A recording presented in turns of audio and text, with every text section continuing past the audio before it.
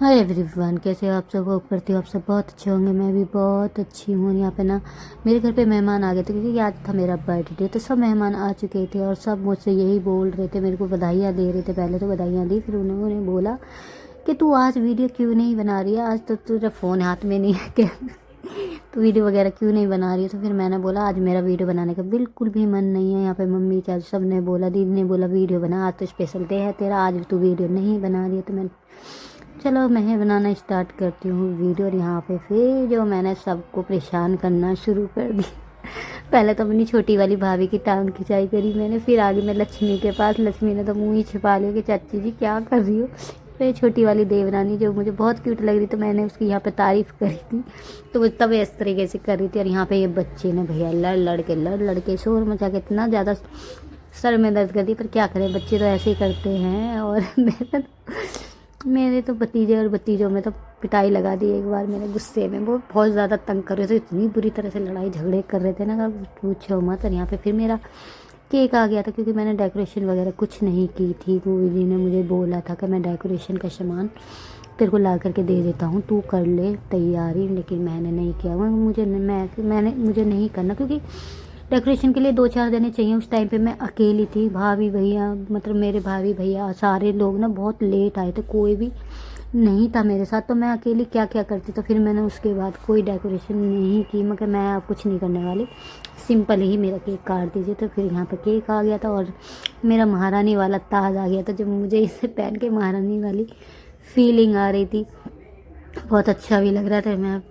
तो यहाँ पे कृष्णा को थोड़ी डांट भी लग गई थी, तो वो गुस्सा हो गया था मुझसे। लेकिन फिर उसने वो गुस्सा इसलिए मैंने ही गुस्सा कर दिया था उस पर, क्योंकि वो ना केक काटने में बहुत जल्दी जल्दी कर रहा था, केक काटो केक काटो। तो मैंने उसको कई बार बोला, बेटा अभी केक कट करने में थोड़ा टाइम है, क्योंकि अभी पूरे मेहमान नहीं आए हैं। जैसे सारे मेहमान आ जाएंगे मैं केक कट कर दूँगी। लेकिन वो शोर मचाया जाता, थोड़ी डांट लग गई थी, तो वहाँ पे वो रोने लग गया था। फिर मैंने उसको चुप किया प्यार से, क्योंकि चल कोई बात नहीं।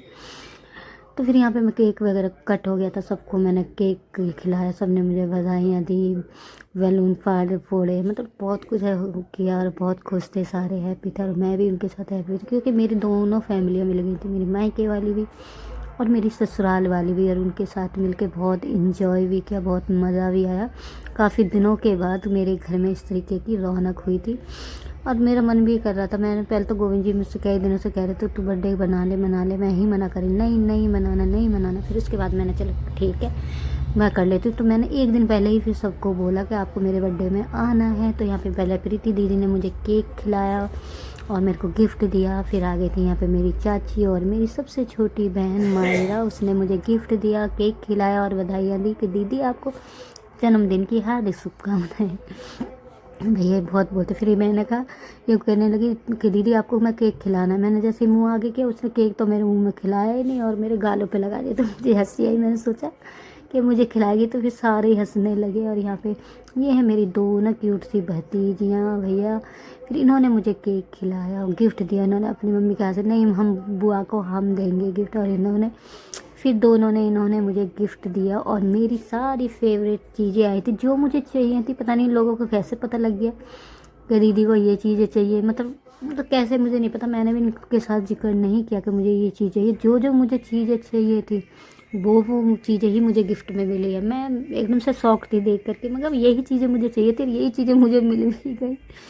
फिर उसके बाद फिर मैं सबको ने मुझे गिफ्ट दे दिए। फिर मैं लगे केक बांटने के लिए सबको, बहुत सारे मेहमान थे, बहुत सारे बच्चे थे, सबको फिर केक कट करके सबको केक वगैरह खिलाया और दिया। यहाँ पे मेरी भाभी चाची, दोनों भाभी और मेरी चाची वगैरह सब हेल्प कर रहे थे देने में। और उधर प्रीति दीदी वगैरह सारे बच्चे, मतलब सब हेल्प कर रहे थे सारे। मैं यहाँ पे काट काट के हम 2 जने डाल के दे रहे थे और वहाँ बाकी के सबको खिला रहे थे। बाकी बाहर बैठे हुए थे दूसरे वाले रूम में। थोड़ी सी जगह कम पड़ गई थी, क्योंकि कमरे दिल्ली के तो मतलब शहरों में तो ऐसे ही होते छोटे, थोड़ा सा जगह की प्रॉब्लम हो गई थी। और मेहमान थोड़े सही आ गए थे क्योंकि मैंने बुलाया था। तो मेरे को, तो मैंने कहा था आज के दिन एडजस्ट कर लो भाई। तो यहाँ पे मेरे बड़े भाई, दोनों भाई मतलब खड़े होकर के खाना खा रहे थे। कह रहे आज तो ऐसा फीलिंग आ रही है जैसे किसी शादी में खा रहे। यहाँ पे मेरे चाचा और मेरी ससुराल वाले सारी फैमिली मतलब लगे हुए थे, खाना खा रहे थे। सबको मैंने फिर, क्योंकि बहुत से को उधर खिला दिया था और बहुत से चले भी गए थे खा पी करके, और कुछ रह गए थे तो उनको खिलाया बाद में। यहाँ पे मेरी भाभी भैया दोनों ने पहले, सबसे पहले मेरी भाभी भाइयों ने मेरे पैर छुए, मुझे बहुत सारी बधाइयाँ दी, गले मिल कर के बहुत अच्छा लगा। मेरी मम्मी खूब मतलब मस्ती करी। फिर यहाँ पे ना कार आ गई थी, तो यहाँ पे मेरे घर वाले सब चल दिए थे, सब विदा हो गए थे, दीदी वगैरह सब चली गए थे। तो यहाँ पे गाड़ी आ गई थी और कुछ बाइकों पे गए थे, कुछ गाड़ी में चले गए। तो यहाँ पे मैंने सबको विदा किया कि आप जाओ, क्योंकि काफ़ी ज़्यादा लेट भी हो गया था। बच्चे वाली वैसे थे तो वो सारी गाड़ी में चले गए, और यहाँ पे बाकी के बाइक जेंट्स वगैरह बाइक में चले गए, बाइक पर चले गए थे। और यहाँ पे सबको भेजा, और उसके बाद मैं घर पे रेस्ट किया। मिलते नेक्स्ट वीडियो में, बाय बाय।